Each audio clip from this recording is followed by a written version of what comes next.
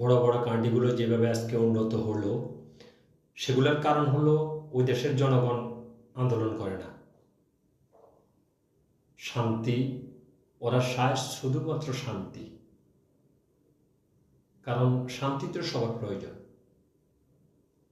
তাই ওরা আন্দোলন নামে না, সরকার বিরুদ্ধে কথা বলে না। কারণ কি? আমার প্রয়োজন কি?